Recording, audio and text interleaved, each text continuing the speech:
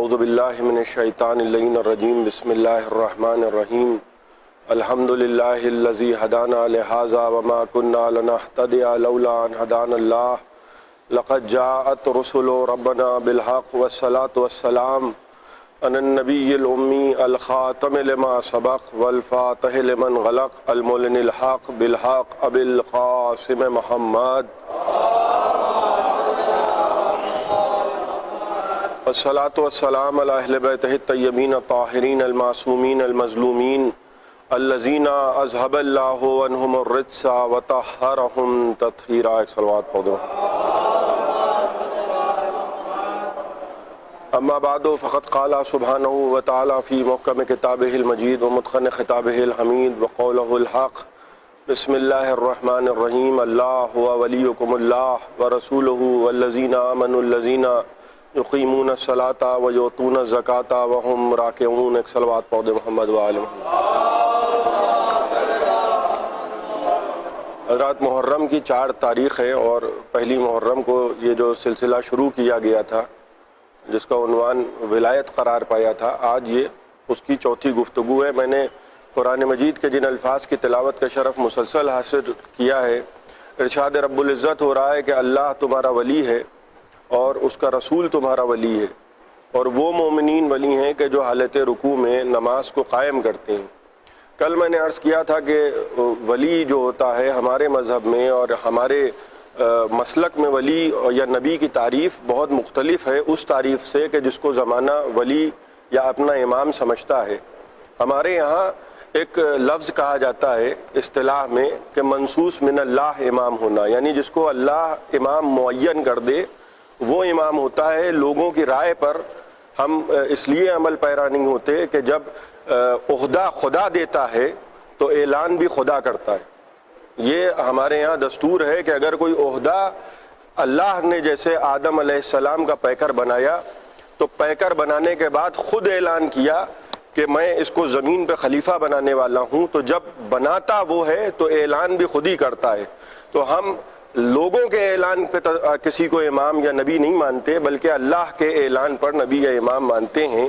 یعنی کم سے کم یہ ہو کہ غدیر کا میدان سجایا جائے اور وہاں دونوں ہاتھوں پہ نبی یہ کہیں کہ جس کا میں مولا اس کے علی مولا۔ تو یہ جب جملے ہم کہتے ہیں قرآن مجید میں تو یہ مسئلہ نہیں ہے کہ گویا ہمارا حق ثابت ہو رہا ہے۔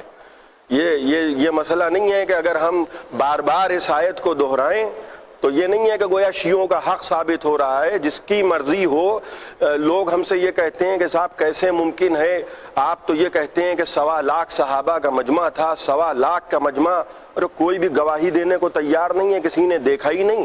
اس کے معنی یہ ہے کہ آپ کی باتوں میں زیادہ قوت نہیں ہے، اس لیے کہ 1.25 لاکھ کا مجمع، بھئی یہ بھی ایک حقیقت ہے کہ وہ جب جناب ابراہیم علیہ السلام کو منجنیق سے پھینکا گیا تھا آگ میں، اور پروپیگنڈا میں بڑی قوت ہوتی ہے۔ دیکھیے حکومتیں جب پروپیگنڈا کرنے پہ آ جاتی ہیں تو پھر آپ اس کا مقابلہ نہیں کر سکتے، یہ سمجھ لیجئے گا۔ قلم اور یہ جو یزید کے پاس طاقت تھی، یزید کے پاس وہ طاقت تھی کہ درہم اس کے پاس، دینار اس کے پاس، سکے اس کے پاس، سلطنت اس کے پاس، یعنی حد یہ ہے۔ اور یہ سب اس نے جو سیکھا تھا یہ اپنے باپ سے سیکھا تھا، یہ اس نے کہیں اور سے نہیں سیکھا تھا۔ انسان کو نیکیاں بھی وراثت میں ملتی ہیں اور کمینگی بھی وراثت میں ملتی ہے۔ اسی لیے جب ہم زیارتوں کے جملے پڑھتے ہیں تو ہم سید الشہداء کے لیے کیا کہتے ہیں؟ اے وارث آدم تم پر سلام، اے وارث نوح تم پر سلام، اے وارث ابراہیم تم پر سلام، اے وارث اسماعیل تم پر سلام۔ یعنی یہ جو شرافتیں، نجابتیں، طہارتیں، عنایتیں، شرافتیں جب جمع ہو جاتی ہیں تو حسین بنتا ہے۔ ایک صلوات پڑھیں محمد و آل محمد۔ اور پھر اسی کے سائے میں محمدیت کو بھی پناہ ملتی ہے، اسی کے سائے میں اسلام کو بھی پناہ ملتی ہے۔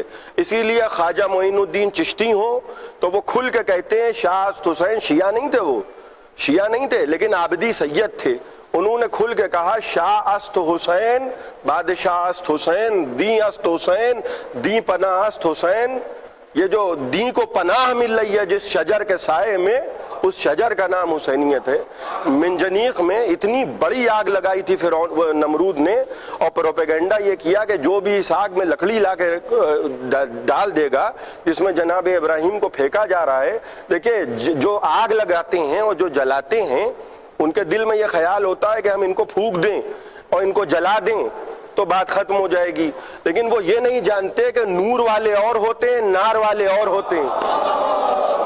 واضح فرق ہے، جو ناری ہوگا وہ جل جائے گا، ہمارا بھی تجربہ ہے، تو ناری کو ہم بھی جلا دیتے ہیں، نار والے جل جاتے ہیں، نور والے جل ہی نہیں سکتے۔ اور آپ کو تجربہ کرنا ہے تو نام حسین لے کے آگ سے گزر جائیے، ایک صلوات پڑھے محمد و آل محمد، آگ سے گزر جائیے، نام حسین لیتے جائیے، آگ سے گزرتے رہیے۔ آگ آپ کو دیکھیے، آگ فطرت ہے آگ کی جلا دینا۔ اگر میں یہ کہوں کہ صاحب آگ لگی ہوئی تھی میں گزرتا ہوا چلا گیا تو آپ کہیں گے کہ صبح سے کوئی ملا نہیں ہے، ہم ہی ملے ہیں جھوٹ بولنے کے لیے۔ یعنی یہ کیسے ممکن ہے کہ پانی نے آپ کو بھگویا نہیں؟ اس لیے کہ پانی کی تو تاثیر ہی ہے، آگ کا تو کام یہ ہے کہ جلا دینا۔ دیکھیے معجزہ یہ ہوتا ہے، یہ معجزے کے منکروں کے لیے میں عرض کر رہا ہوں، جن سے جو یہ کہتے ہیں کہ صاحب یہ آپ کیا پڑھ رہے ہیں، کہاں کی باتیں پڑھ رہے ہیں۔ ایک کانسیپٹ ہمارے کیا یہ بھی چلا ہے کہ صاحب یہ کب تک کہ یہ فضائل بیان ہوں گے، وہ کب تک خیبر پڑھیے گا، وہ کب تک خندق پڑھیے گا۔ خندق و خیبر اس لیے پڑھا کیجئے، شجاعت اچھا مجمع بلایا گیا ہے کس نام پہ؟ سب سے بڑا لطیفہ یہ ہے کہ اخبار میں اشتہار چھاپتے ہیں، ایڈ نکالتے ہیں کہ آئیے مجلس سرکار سید الشہداء میں آئیے، فضائل و مصائب اہل بیت سنائے جائیں گے، اور فضائل و مصائب اہل بیت کو حذف کر کے سب کچھ سنا دیا، اور اس کے بعد مجمع سے یہ بھی توقع ہے کہ بیٹھ کے سنتے رہیے۔ ارے کیوں سنتے رہیے بھئی؟ ہر ایک کی نہیں سننے کی، آل محمد کے فضائل سننے کے لیے لوگ آتی ہیں۔ بھئی یہ جو لوگ یہاں نہیں آ پا رہے ہیں اور جو لوگ دروازے سے رخصت ہوئے جا رہے ہیں، جو لوگ سن رہے ہیں یا مجھے اس وقت دیکھ رہے ہیں، میں روز اپنے خاندان کے کسی بزرگ کے بارے میں پڑھتا رہوں تو لوگ اٹھ کے چلے جائیں گے کہ حضور والا یہ جو آپ کے پردادا نے عشرہ یہاں قائم کیا ہے یہ در حقیقت آل محمد کا ذکر کے لیے کیا ہے، انہوں نے اپنے نام و نمود کے لیے نہیں کیا ہے۔ ان کا بھی نام و نمود اسی لیے ہے کہ وہ ولی اہل بیت کے ماننے والے ہیں، ان کا اپنا نام اس لیے ہے، اپنا نام بھی اسی لیے ہے کہ انہوں نے ان کا نام کیا۔ بھائی تو سیدھی سیدھی بات یہ ہے کہ آپ ان کا ذکر کریں گے، آپ کا ذکر ہوگا، آپ ان کے ذکر کو حیات دیں گے، آپ کی زندگی ابد تک قائم رہے گی۔ یہ نہیں ہوگا کہ ابھی آپ دنیا سے چلے گئے، جب تک کہ آپ رہیں گے آپ کا ذکر رہے گا، آپ کی کتابیں رہیں گی، آپ کا نام آتا رہے گا۔ یہ ایک حقیقت ہے۔ منجنیق میں اتنی بڑی آگ لگی تھی کہ قریب سے جناب ابراہیم کو پھینکنا ممکن نہیں تھا۔ اور وہ جو میں عرض کر رہا تھا انی جاعلک للناس اماما، ایک اکیلا آدمی جناب ابراہیم کس کی مخالفت کر رہے ہیں؟ پوری کی پوری حکومت کی، پوری حکومت کی مخالفت ہو رہی ہے۔ حکومت نے کہا کہ جو لکڑیاں لائے گا، اتنی بڑی آگ لگی کہ جو بہت اوپر پرواز کر رہے تھے پرندے وہ بھی جل جل کے گرنے لگے۔ اب جناب ابراہیم علیہ السلام کو آگ کی طرف جب پھینکا گیا تو جناب ابراہیم آگ کی طرف بڑھ رہے ہیں، اور ادھر جبرائیل نے خدا سے کی بارگاہ میں عرض کی کہ پروردگار میں اس بندے کی مدد کروں۔ کہا اگر قبول کر لے تو خوب کرو، اگر یہ خود قبول کر لے تو مدد کرو۔ وہاں جبرائیل چلے، ادھر ابراہیم آگ کی طرف جا رہے ہیں، وہاں شہپر پہ امام آ گیا۔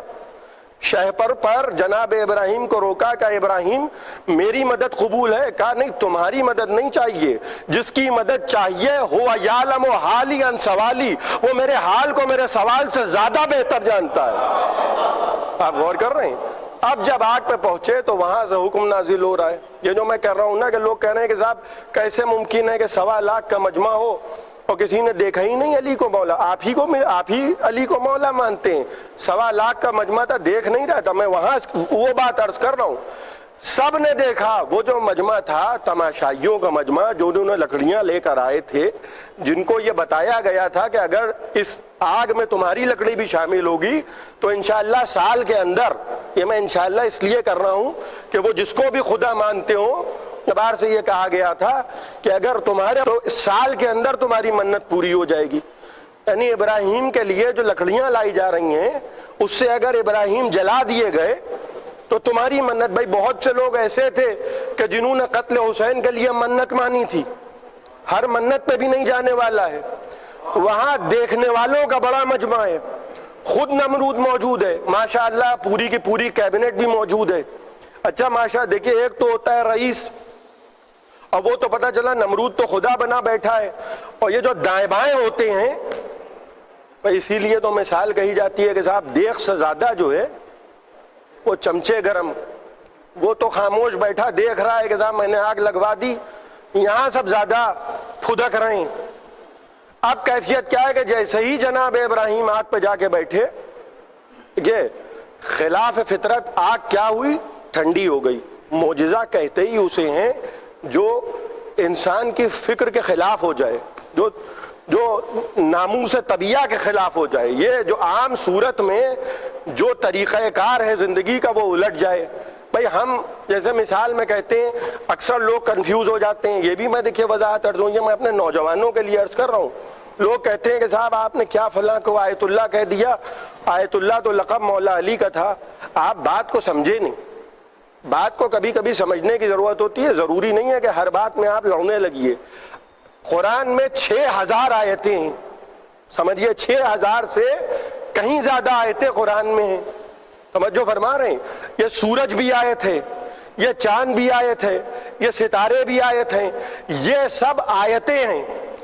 آیت کہتے اسے ہیں کہ جس کو دیکھ کے خدا یاد آئے، اسی لیے آیت کی جمع ہے آیات، کیونکہ کئی ہیں، یہ نہیں ہے کہ صاحب ایک آیت ہے، ایک کے علاوہ کوئی اور آیت نہیں ہے۔ اب اس میں سے کچھ بڑی آیتیں ہیں، کچھ چھوٹی آیتیں ہیں، جیسے قرآن نے خود کہا کہ اس میں بعض آیتیں محکم ہیں اور بعض آیتیں متشابہ ہیں، تو آیتیں سب ہیں، جب مل جاتی ہیں تو ہوتی ہیں آیات۔ یہ پوری جو کائنات ہے اس میں ہزاروں آیتیں، اسی لیے جھوٹوں سے یہ کہا گیا کہ سیروا فی الارض فانظروا کیف کان عاقبۃ المکذبین، زمین پہ سیر کرو اور دیکھو کہ ہم نے جھٹلانے والوں کا کیا حشر کیا۔ آیتوں کو دیکھو، عقل کو استعمال کرو۔ دیکھیے عقل کو رسول باطن کہا گیا ہے، اگر ہمارے سامنے رسول نہ ہو تو ہماری عقل بھی تو کچھ کہہ رہی ہے۔ جب ہم دیکھ رہے ہیں اپنی نگاہوں سے کہ صاحب سورج پلٹ رہا ہے، اب کیوں ایمان نہیں لا رہے ہیں؟ جب ہم دیکھ رہے ہیں اپنی آنکھوں سے کہ ذوالفقار نازل ہو رہی ہے، اب ہم کیوں نہیں ایمان لا رہے ہیں؟ جب ہم اپنی نگاہوں سے دیکھ رہے ہیں کہ دروازے پہ ستارہ اتر رہا ہے، اب ہم کیوں نہیں ایمان لا رہے ہیں؟ کیونکہ عقل اللہ نے دی ہے۔ اور فرما رہے ہیں آپ، اللہ نے عقل دی ہے۔ اب بدعقلے جو ہوتے ہیں، دیکھیے بدعقلے کو بھی سمجھایا جا سکتا ہے، بے وقوف ترین انسان کو بھی سمجھایا جا سکتا ہے، لیکن جو جان کر کے عمدن جو نہ سمجھنا چاہے اسی کو قرآن نے منافق کہا ہے۔ منافق ہوتا ہی وہ ہے کہ جانتا ہے کہ رسول بیٹھے ہیں، لیکن کیونکہ اس کی روزی روٹی کہیں سے وابستہ ہے۔ بھئی ایسے تو امیر المومنین کے پاس بھی آتے تھے جن کو یہ تھا کہ بھئی بین الاقوامی ذرا سا انٹلیکچوئل بنیے، سب سے ملیے جلیے، ملیے سب سے، مگر عقیدہ بدل کے نہ ملیے۔ علی کے پاس آئے، کہنے لگے یا علی نماز آپ کے پیچھے اچھی لگتی ہے۔ ایسے تھے ہر زمانے میں، نماز آپ کے پیچھے اچھی لگتی ہے مگر آپ کے دسترخوان پہ تو جو کی سوکھی ہوئی روٹی اور نمک ہوتی ہے، اور ماشاءاللہ سے یہاں بطن مبارک اجازت نہیں دے رہا ہے کہ جو کی سوکھی ہوئی روٹی اور نمک کھائیں، تو مرغے کھانے ہم وہاں جاتے ہیں۔ غور فرما رہے ہیں؟ یعنی کھانا کھانے وہاں جاتے ہیں، دسترخوان ان کا اچھا لگتا ہے، نماز آپ کے پیچھے اچھی لگتی ہے۔ ایک مرتبہ علی نے جلال کے عالم میں کہا تیری مثال اس کانے جیسی ہے، نہ تو اپنی ایک آنکھ کا علاج کر سکتا ہے نہ دوسری پھوڑ سکتا ہے۔ ایک صلوات پڑھے محمد وآل محمد۔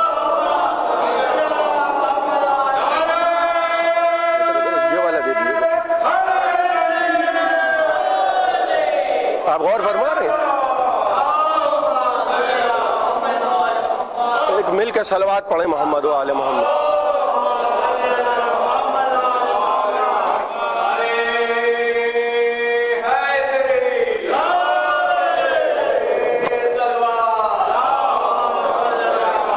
آپ غور کر رہے ہیں؟ یعنی ایک کانے جیسی مثال ہے۔ اب وہ جو بہت زیادہ لوگ ملنسار ہوتے ہیں، ملیے، ہم یہ کہیں نہیں رہے نبی آوے، ہم بھی ملتے ہیں سب سے، مگر ہمارا اسلوب و طریقہ بالکل کھلا ہوا ہے، ملتے سب سے ہیں ہم، سمجھ رہے ہیں؟ میں کھل کے کہہ رہا ہوں، ملتے سب سے ہیں، مگر ہم اس مزاج کے لوگ نہیں ہیں کہ چوتھی محرم کو مبارکبادیں دینے لگیں۔ بالکل صاف صاف بات سمجھ لیجئے. ہم کو آپ کو اگر نیا سال مبارکباد دینا چاہتے ہیں آپ، حالانکہ دیکھیں نیا سال ہے ہی نہیں، نئے سال کا آغاز ہوا ہے ہجری سے، یہ بھی سن لیجئے، ہجری سے نئے سال کا آغاز ہوا ہے. اور ہجرت کی کس نے؟ رسول خدا نے. بستر پہ لیٹے علی. تو آپ کے لیے تو نیا سال ہوا ہی نہیں، اس لیے کہ ہجرت کرنے والا بھی ہمارا ہے، بستر پہ لیٹنے والا بھی ہمارا ہے. آپ نہ 3 میں نہ 13 میں. ایک مثال دی جاتی ہے نا کہ نہ آپ 3 میں نہ 13 میں، تو کوئی شماری نہیں ہو رہا ہے. لیکن عقیدے بدل کے نہ ملیے، یہ طریقے نہ ہو. سب نے دیکھا کہ جناب ابراہیم جا کے خاک بیٹھ گئے آگ پر. اب نمرود بھی نکلا بڑے اطمینان سے، بڑے انداز سے کہ اب تو جل گئے ہوں گے. دیکھا کہ سلامت ہے تو خود جل گیا. جب دیکھا کہ سلامت ہیں تو خود جل گیا. بھائی بہت سے لوگ ہوتے ہیں وہ دیکھ کے جلتے ہیں. اب ناری کا تو کام ہی ہے جل جانا. وہ تھے نور محض، وہ کہاں سے جل جائیں گے؟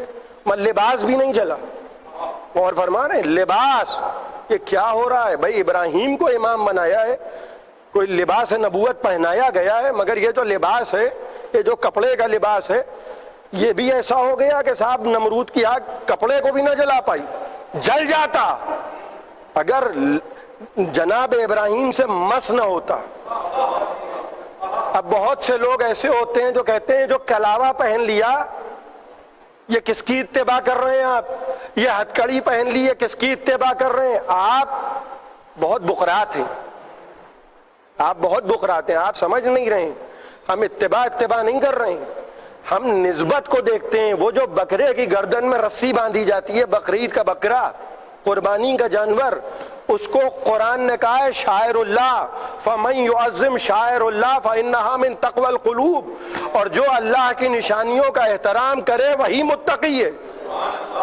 اور فرما رہے ہیں اب وہ جو قربانی کے جانور کی رسی ہے وہ بھی شاعر اللہ ہے. آپ سمجھ رہے ہیں؟ ایک ایسی چیز سے نسبت پا جانا.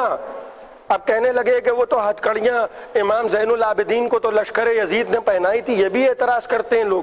اچھا پہلے جو 24 نمبر والے کہتے تھے کہ زیادہ ملنے جلنے میں یہی ہوتا ہے، وہ وائی فائی سے فکر بھی ٹرانسفر ہو جاتی ہے.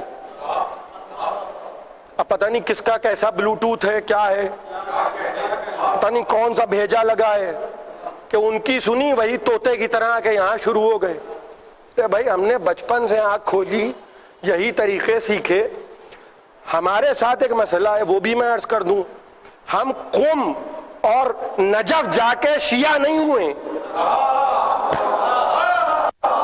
اور فرمانے آپ ہمارے ساتھ یہ مسئلہ نہیں ہے کہ ہم وہاں گئے ہمیں کچھ پتہ ہی نہیں تھا، کسی قصبے سے اٹھ کے گئے وہاں ہم نے سب کچھ دیکھا تو ہم سٹیا گئے.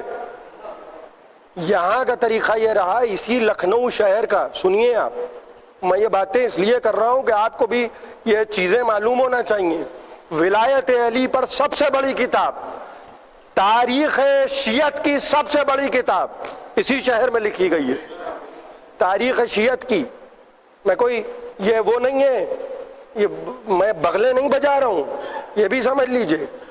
اور اگر الغدیر نام کی کتاب لکھی آیت اللہ امینی نے، نجف اشرف کے عالم دین تھے، تو وہ انہوں نے ہندوستان کا سفر اختیار کیا، یہاں لکھنؤ آئے اور یہاں مختلف کتاب خانوں میں رہے. یہاں کی کتابوں سے بہت میٹر انہوں نے نقل کیا.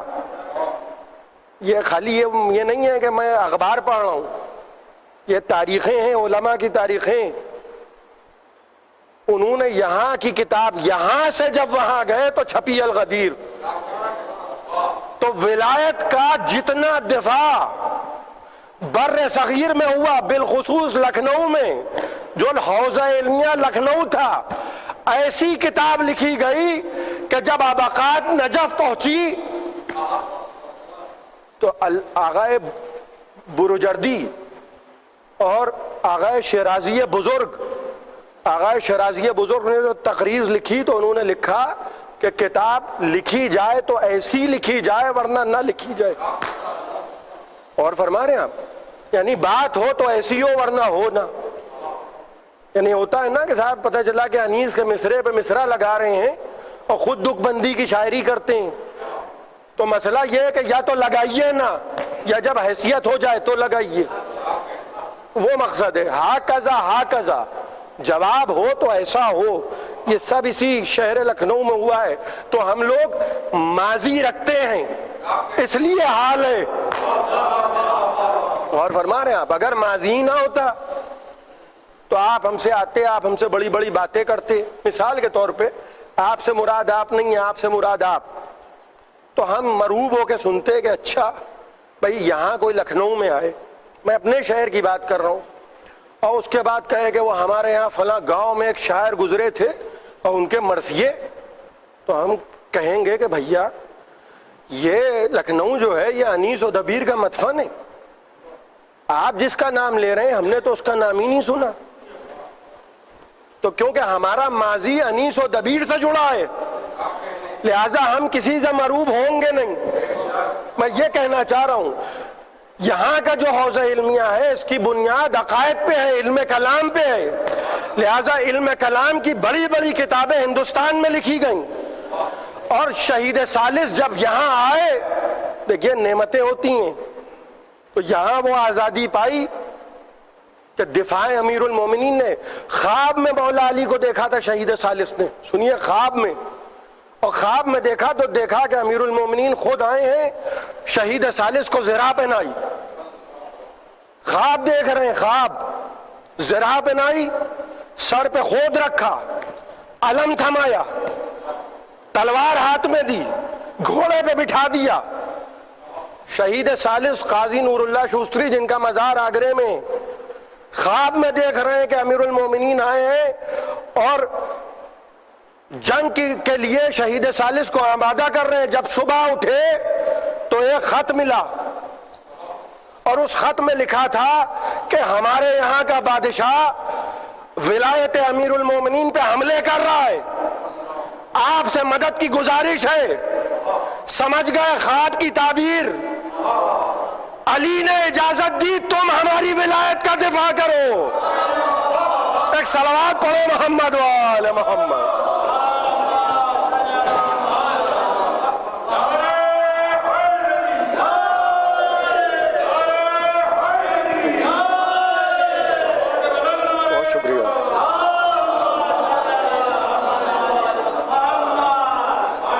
ایک اور صلوات پڑھ دے محمد۔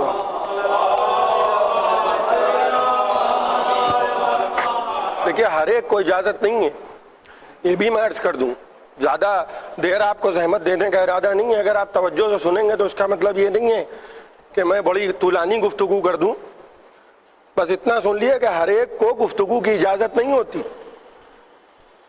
جب 9 آیتیں لے کے ایک ساتھ چلے گئے تھے سورہ برات کی تبلیغ کرنے کے لیے، معلوم ہے نا کون صاحب تھے، تو جب معلوم ہے تو کہنے کی ضرورت بھی نہیں ہے۔ گئے تو بڑی تیزی سے گئے، وہ وہاں سے جبرائیل نازل ہو گئے کہ بھائی یہ تو اتھرائزڈ ہے ہی نہیں، اتھارٹی بھی تو ہوتی ہے نا بھائی، بیان کی بھی تو اتھارٹی ہے، غلط تو نہیں عرض کر رہا ہوں بھائی۔ فتویٰ بھی اگر آتا ہے تو لوگ کہتے ہیں کہ صاحب آپ کیا مجتہد ہیں جو فتوے دے رہے ہیں؟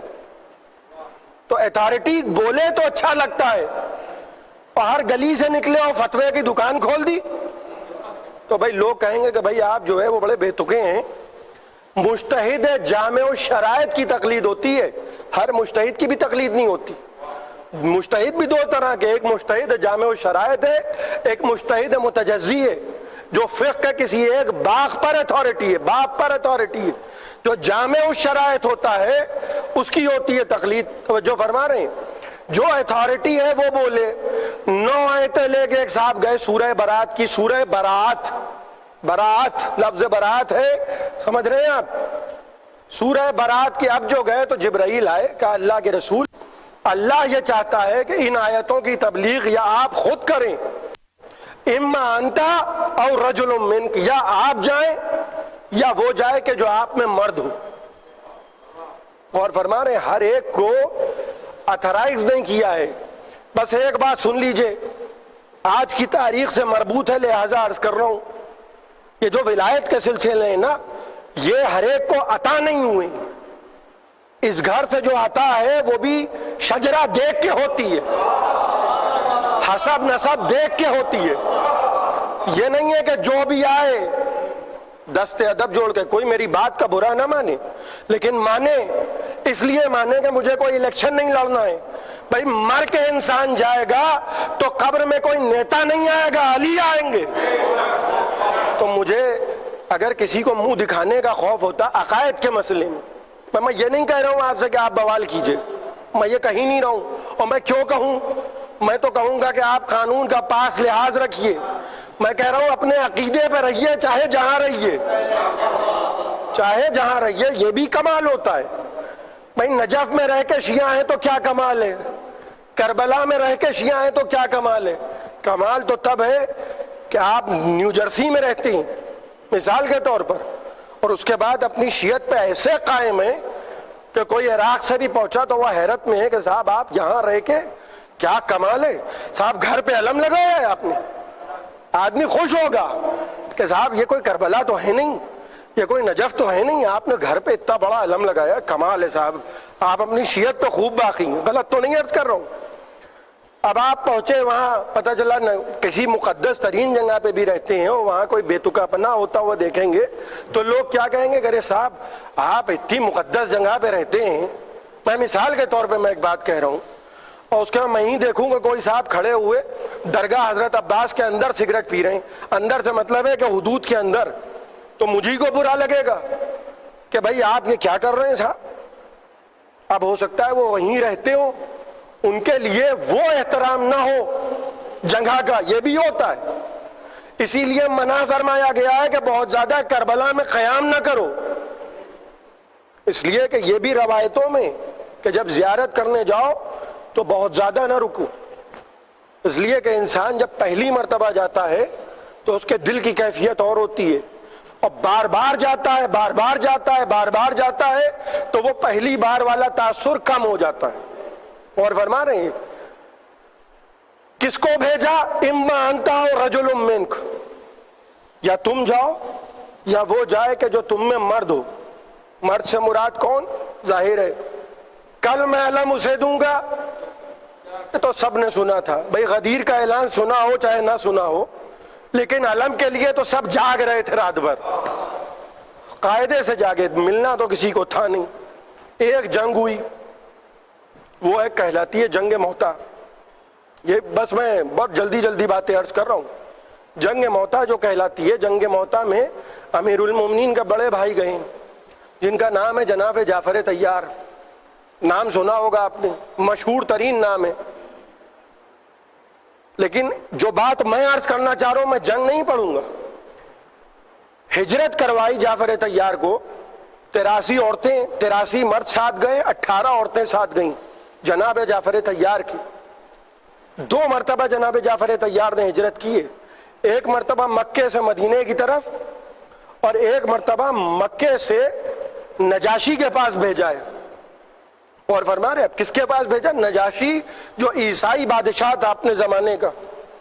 اور پیغمبر نے جو جملہ کہا ہے جناب جعفر طیار سے، وہ یہ کہا کہ ان کو لے کے جاؤ، ان 83 مردوں کو اور ان 18 عورتوں کو اپنے ساتھ لے کے جاؤ، اور نجاشی سے جب ملنا، توجہ فرمائیے گا، تو اس کو قرآن سمجھا دینا۔ اور فرما رہے ہیں آپ، یہ نہیں کہا کہ قرآن سنا دینا، قرآن سنانا اور ہے، قرآن سمجھانا اور ہے۔ قرآن سمجھائے وہ کہ جو اس خاندان کا نمائندہ ہو کہ جہاں سب محمد جیسے ہوں۔ اور فرما رہے ہیں ہم، ورنہ کسی کو بھی بھیج دیتے۔ وہ جو 9 آیتیں واپس لی گئی ہیں وہ سنانے گئے تھے، ان کو شوق تھا سنانے کا، یعنی خدا کو یہ بھی قبول نہیں ہے کہ یہ جا کے 9 آیتیں سنائیں۔ اچھا 9 آیتیں سورہ برات کی، کافروں سے کہا جا رہا ہے کہ آج کے بعد کوئی کافر کعبے میں داخل نہ ہو، اور کہہ کون رہا ہے؟ جو خود نجیب الطرفین ہے۔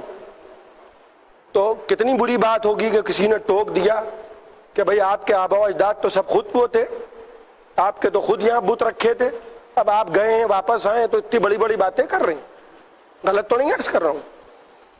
تو میری 7 پشتوں میں کوئی گزرا نہ ہو قابل ذکر.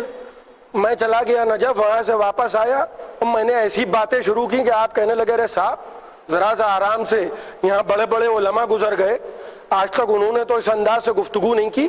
آپ کیا اپنے آپ کو آیت اللہ خمینی سمجھ رہے؟ غلط تو نہیں ہے؟ تو بات انسان کرے مگر ذرا سا اپنے آپ کو دیکھ کے کرے. جیسے ہی جناب جعفر طیار نے نجاشی کے سامنے سورہ مریم کی تلاوت کی، وہ اور اس کے دربار میں جتنے عیسائی علماء بیٹھے تھے پھوٹ پھوٹ کے رونے لگے، اور ایسا روئے کہ داڑھی آنسوؤں سے تر ہو گئی. اور نجاشی نے کہا خدا کی قسم یہ وہی کلام ہے جو عیسیٰ ابن مریم پر نازل ہوا. تو گفتگو کس نے کی؟ جناب جعفر طیار نے. اتھارٹی کس کو بنایا؟ موتا میں جب علم دیا تو کہا علم جعفر طیار اٹھائیں گے. جب لشکر کا سردار بنا کے بھیجا ہے اور جب شہادت ہوئی ہے جناب جعفر طیار کی تو کیا علم تھا؟ سنیے، اس خاندان کی یہ روایت رہی ہے. داہنا بازو قلم ہوا جناب جعفر طیار کا، میں جناب عباس کا ذکر نہیں کر رہا ہوں، داہنا بازو قلم ہوا جنگ موتا میں، علم کو بائیں ہاتھ میں تھام لیا. ایسا لگ رہا ہے کہ کربلا پہلے ہو چکی. بائیں ہاتھ میں علم کو تھام لیا، بایاں بازو قلم ہوا، اسی انداز سے علم کو جناب جعفر طیار نے دونوں زانوؤں کے بیچ میں روک لیا. اور جب شہادت ہوئی تو راوی کہتا ہے کہ میں نے زخم گنے سینے پر جناب عبداللہ جو جناب جعفر طیار کے سامنے، پشت پہ ایک زخم نہیں ہے، 90 زخم گنے گئے جناب جعفر طیار کے سامنے. اور کتنا بڑا لشکر تھا، لاکھوں کے لشکر سے ٹکرائیں، لاکھوں کے لشکر سے، مگر علم گرا نہیں. علم کو نہیں گرنا دیا. جب شہادت کی خبر آئی، دیکھیں جو میں کل عرض کر رہا تھا کہ امیر شام کو کیا لکھ کے بھیجا تھا کہ تم ہمارا مقابلہ نہ کرو، ہم میں نبی ہے، تم میں جھٹلانے والے، ہم میں جوانان جنت کے سردار ہیں، تم میں جہنمی اولادیں، ہم میں سیدہ نساء العالمین ہے، تم میں حمالۃ العطب ہے. جب اپنے خاندان کی بات آئی، امیر المومنین خط میں لکھ رہے ہیں کہ بہت سو کے ہاتھ کٹ گئے راہ خدا میں لڑتے لڑتے، لیکن جب میرے بھائی کے ہاتھ کٹے تو پیغمبر نے لقب دیا طیار فی الجنہ، کہ یہ جو میرے بھائی جعفر طیار کے ہاتھ قلم ہوئے، پریشان نہ ہونا، جعفر طیار کے دونوں ہاتھوں کے عوض میں خدا نے ان کو 2 پر عطا کیے. نام جعفر طیار نہیں ہے، طیار لقب ملا ہے. طیار کہتے ہیں جنت میں اڑنے والے کو، طیار اڑنے والا. اور انہی جناب جعفر طیار کے بیٹے ہیں جناب عبداللہ، انہی کے بیٹے ہیں جو جناب زینب کے شوہر ہیں، اور انہی کے پوتے ہیں کون؟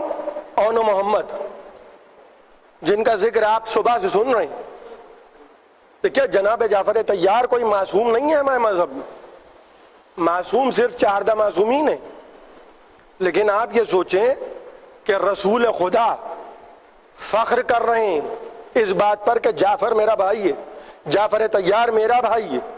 علی منصوص من اللہ امام امیر المومنین فخر کر رہے ہیں کہ جعفر میرے بھائی ہیں.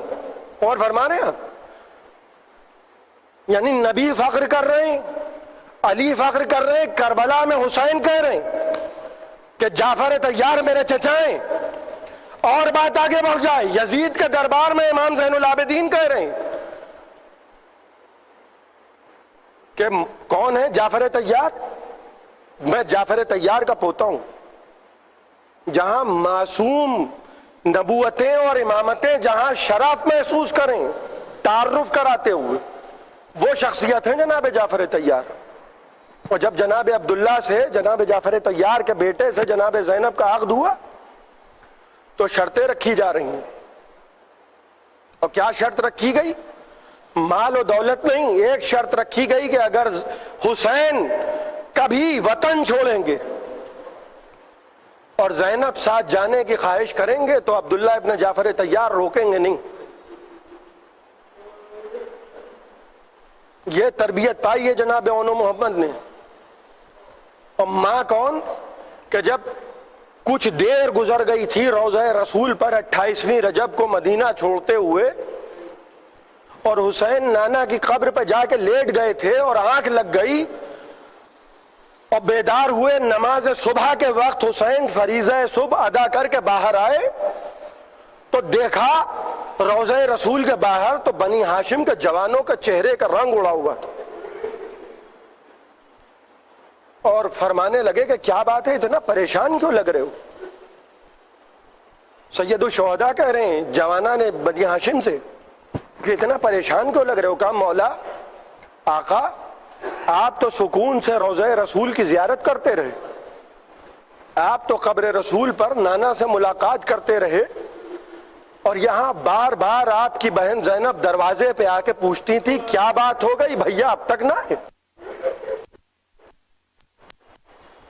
عجیب محبت ہے شہزادی زینب کو اپنے بھائی حسین سے۔ بڑی دیر تک کے رہے، یہاں بار بار شہزادی آ رہی ہیں کہ کیا بات ہوئی۔ دوسری محرم کو جب قافلہ پہنچا کربلا کے میدان میں تو شہزادی اتری، اور جیسے ہی جا کے اپنے خیمے میں بیٹھی تو ایک غبار اٹھا اور سر پہ آ کے شہزادی زینب کے پڑا، کہا بھیا بہن فضا بھیا حسین کو ذرا جلدی بلا لو۔ آئے آقا تو کیا جملہ کہا تھا کہ بھائی یہاں سے چلو، یہاں قیام نہ کرنا۔ کہا بہن زینب ابھی تو آئے، ابھی چلنے کی وجہ کیا ہے؟ کہا بھیا ہمیں یہ بڑی بدشگونی معلوم ہوتی ہے کہ اگر ہم کہیں جا کے قیام کریں اور وہاں غبار اڑ کے ہمارے سر پہ آ کے پڑ جائے۔ میں نے جب اس زمین کو سونگا، اے میرے بھائی خدا کی قسم اس زمین سے تمہارے خون کی بو آتی ہے، یہاں قیام نہ کرنا۔ لیکن قدرت کو کچھ اور منظور ہے، اور جناب زینب بار بار کیا کہہ رہی ہیں؟ بھیا ساتھیوں کو آزما لیا ہے ساتھیوں کو، اور بار بار اپنے بچوں کو یہ سمجھا رہی ہیں اونو محمد دیکھو مجھے کل شرمندہ نہ ہونے دینا، ایسا نہ ہو کہ تم موجود رہو اور علی اکبر کا جنازہ آئے، ایسا نہ ہو کہ تم موجود رہو اور قاسم کی پائمال لاش آئے۔ کبھی حبیب ابن مظاہر کو خط لکھوا رہی ہیں۔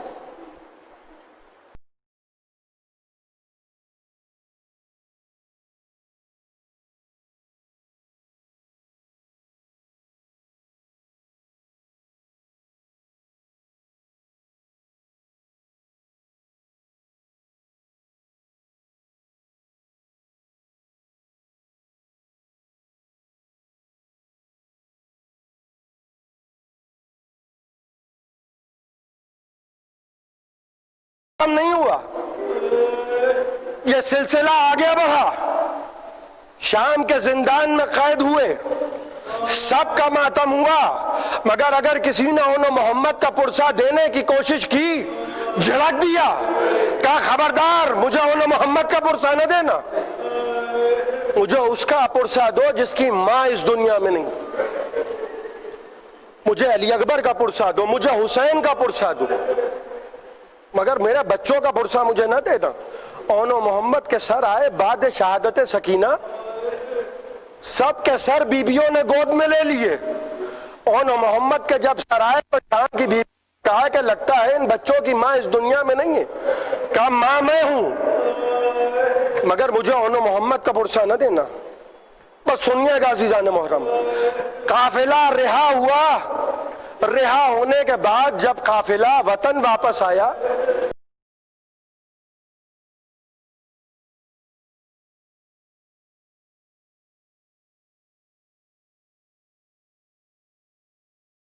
کیا، کسی مصلحت کی وجہ سے شہزادی زینب اپنے گھر نہیں جاتی تھی۔ امام زین العابدین کے گھر کا طریقہ کیا تھا کہ روز مجلس حسین ہو رہی ہے، روز مجلس حسین ہو رہی ہے، لوگ آتے ہیں، کربلا کا ذکر ہوتا ہے، نوحہ، ماتم، مرثیہ، ذاکری، یہ سلسلہ جاری ہے۔ جناب عبداللہ بھی روز آتے ہیں، جناب زینب کے شوہر روز آتے ہیں، سب اٹھ کے چلے جاتے تھے مگر جناب عبداللہ بڑی دیر تک بیٹھے رہتے تھے۔ ایک روز امام زین العابدین نے فرمایا کہ پھوپھا جان مجھے محسوس ہوتا ہے کہ آپ کچھ کہنا چاہتے ہیں مگر آپ کہہ نہیں پاتے۔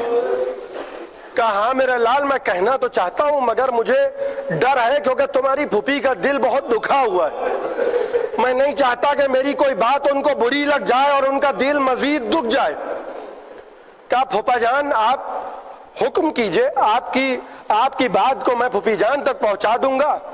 کہا میرے لال اگر تم اصرار کر رہے ہو تو میں بس اتنا چاہتا ہوں کہ اپنی پھوپھی سے کہنا کہ یہ بھی انہی کا گھر ہے، یہ جو تمہارا گھر ہے یہ بھی انہی کا گھر ہے۔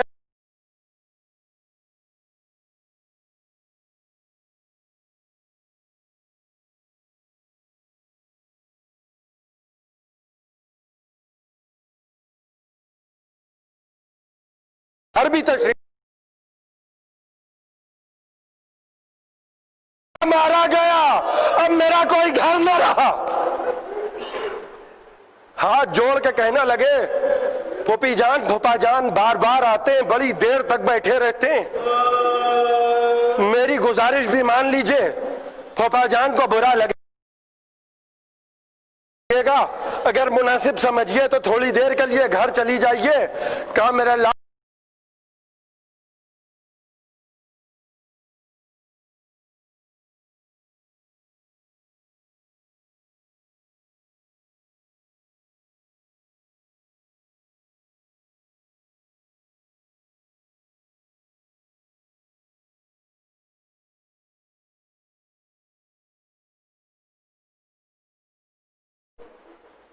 بس جیسے ہی سنا سر کو اٹھایا، خدا آپ کو کوئی غم نہ دے سوائے غم سرکار سید الشہداء کے، سر کو اٹھا کے کہنے لگی ہاں عبداللہ اب کیوں پہچانو گے عبداللہ، اب عباس کہاں رہے، اب علی اکبر کہاں رہے، اب قاسم کہاں رہے، اب حسین کہاں رہے، اب زینب کی شناخت کے ذریعے کہاں رہے۔ رو کے کہنے لگے شہزادی میں اس لیے نہیں پہچان پایا کہ جب یہ قافلہ گیا تھا تو آپ کے سر کے بال سے آتے، آج میں اس عالم میں آپ کو دیکھ رہا ہوں کہ سر کے بال سفید ہو گئے۔ کہے عبداللہ تم سر کے بالوں کی بات کر رہے ہو، میں حیران اس بات پہ ہوں عبداللہ کہ میں زندہ کیسے ہوں، اس لیے عبداللہ کہ میں نے اتنی مصیبتیں برداشت کی، مجھے حیرت ہے کہ میں مر کیوں نہ گئی۔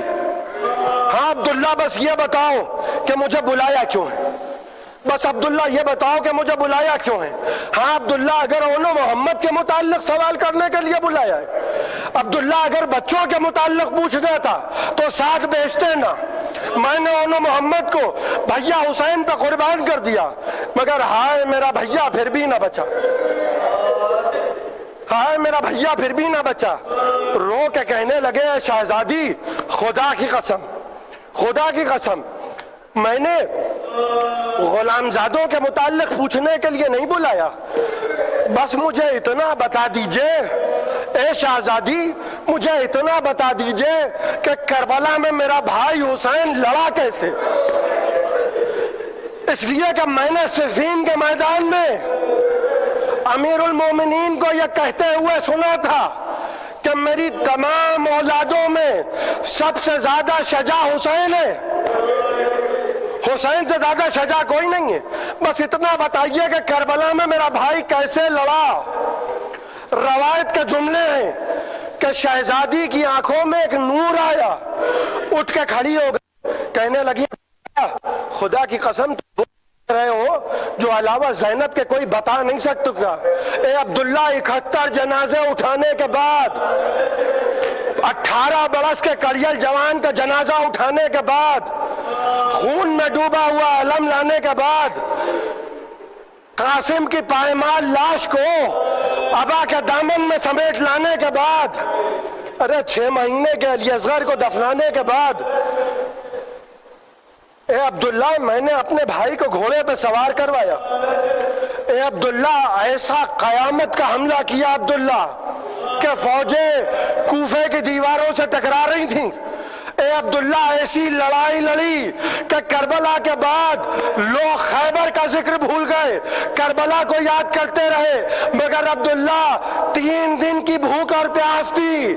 ارے کتنی دیر لڑتا، ہر طرف سے حملے ہوئے، تیر چلے، تلواریں چلیں، نیزے چلے، برچیاں چلی، میں تلہ زینبیہ سے دیکھتی رہی، شمر کا کند خنجر تھا، میرا بھائی مارا گیا۔